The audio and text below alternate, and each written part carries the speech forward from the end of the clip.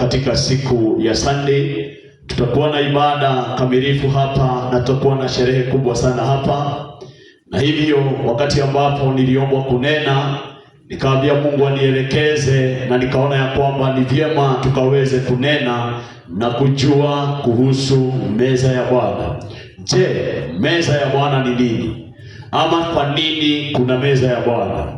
Katika Biblia, meza ya Bwana inajulikana kama ni mtindo ama ni tabia ya Wakristo ambao wameamini katika imani moja na wako na makusudi moja. Na yule ambaye ni mwanzilishi wa tukio hili ama mtindo huu ni Yesu Kristo.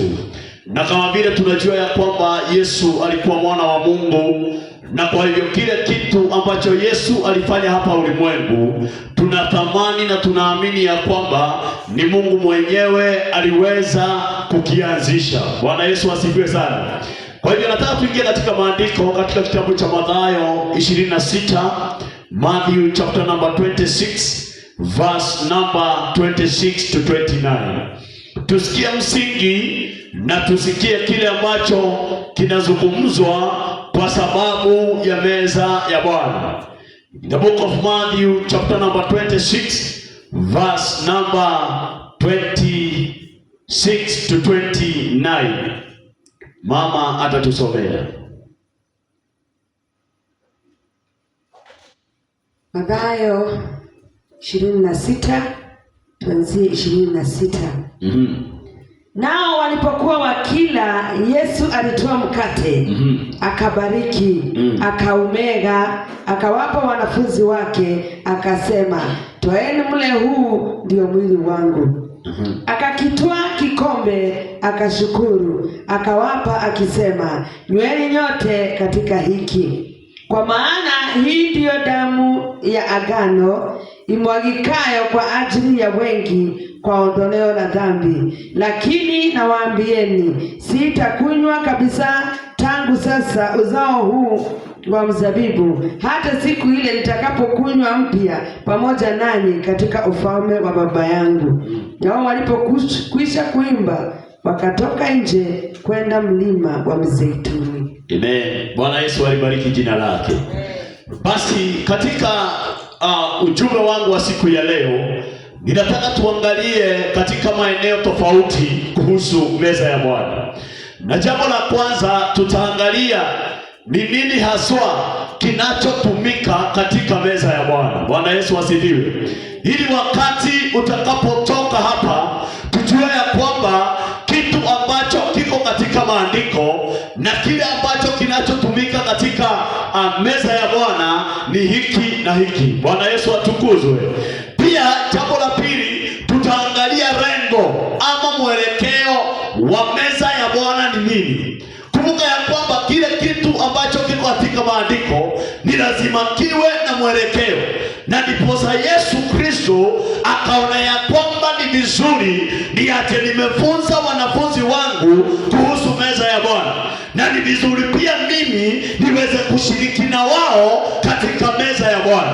Kwa hivyo Yesu alikuwa na lengo, alikuwa na dimension wakati ambapo aliweza kutoa katika mafunzo ya meza ya Bwana. Na kwa hivyo siku ya leo tutaweza kuangalia, je, ni baadhi ya mwelekeo gani ambao Yesu Kristo aliweza kumaanisha ama alikuwa anakusudia mwelekeo gani katika meza ya Bwana. Bwana Yesu asifiwe. Jambo lingine ambalo tutakaloliangalia ni kuhusu ni kwa nini, the purpose, the main purpose of the Holy Communion.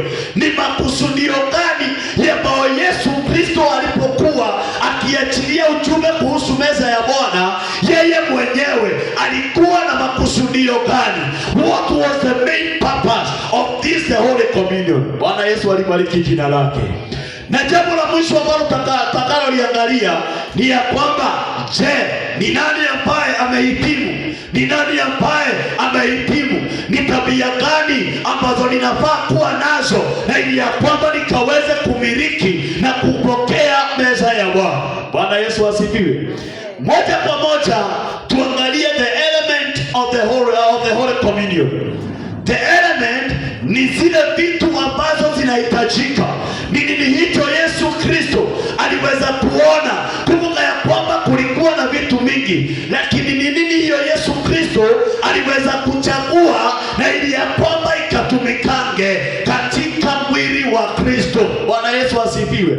Sio vitu zote ambazo Yesu alikubalia, sio vitu zote Yesu alikubali ziletwe, kwa sababu kulikuwa na ng'ombe, kulikuwa na vitu, hata mimea, hata kulikuwa na ugali. Lakini Yesu Kristo, kuna zile vitu ambazo Yesu aliangalia akaona ya kwamba hizi watu wangu wakitumia zitakuwa na manufaa katika maisha yao.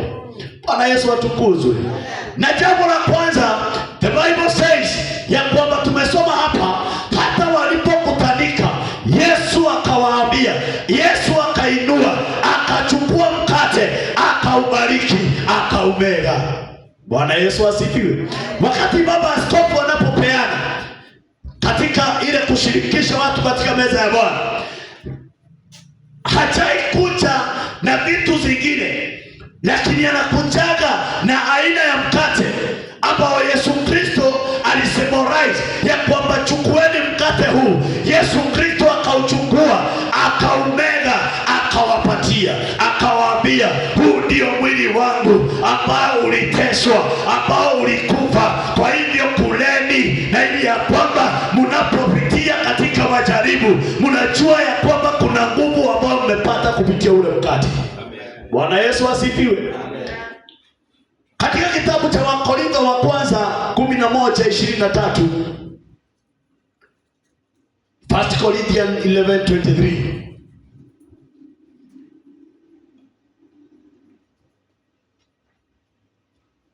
Wakorintho wa kwanza 11:23, kwa maana mimi nalipokea kwa Bwana niliyowapa ninyi. Kwa maana mimi nalipokea. Yesu Kristo si yeye mwenyewe alijitoa, yeye mwenyewe alikuwa amepokea kwa Baba. Kwa hivyo wakati ambapo tunapokea, we don't receive, kwa sababu ni Yesu alikuwa anatupea. Hata yeye mwenyewe kuna mahali alikuwa ametoa. Haleluya.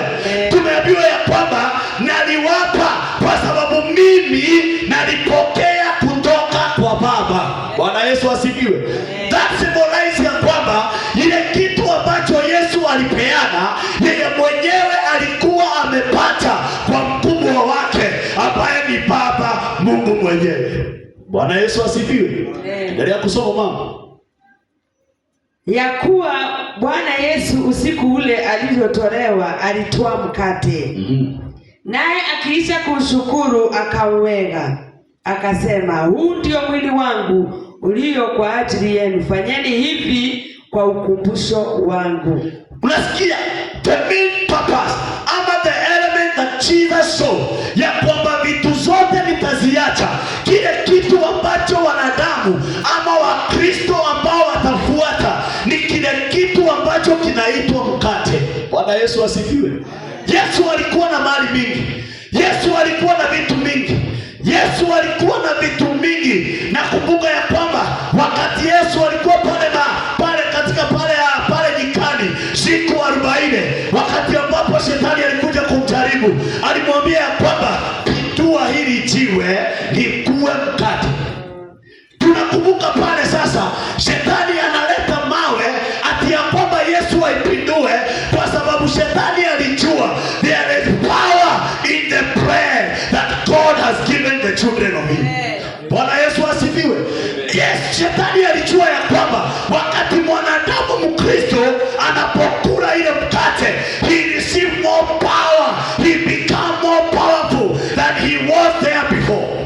Na ndiposa Yesu anamwambia, wewe mpumbavu, mwanadamu hataishi kwa mkate peke yake. Bwana Yesu asifiwe. Lakini kwa neno ambalo linalotoka mbinguni.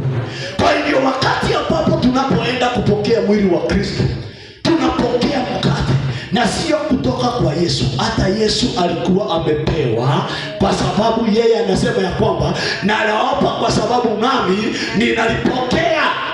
Bwana Yesu asifiwe. You cannot give because you don't have. Hata sasa baba askofu anapokuja siku ya Jumapili, wakati ambapo anatuandalia, yeye mwenyewe alipokea kutoka kwa Baba mwenyewe. Bwana Yesu asifiwe. Kwa sababu sio yeye bali ni Mungu aliyemuita. Anasema ya kwamba nalikupa kwa sababu nami nalipokea. Bwana Yesu asifiwe. Jambo la pili ni kitu kinachoitwa the cup. Teremka hapo chini mwa tusome 25. Na vivi hivi baada ya kula akakitoa kikombe akisema, kikombe hiki ni agano jipya katika damu yangu, fanyeni hivi kila mnywapo kwa ukumbusho wangu. Sikia, sasa Yesu amechukua jambo la pili. The first element tumeona ni the bread. And the second element, it is the cup. The cup symbolizes the blood of Jesus. Bwana Yesu asifiwe. Na ndiposa we don't care what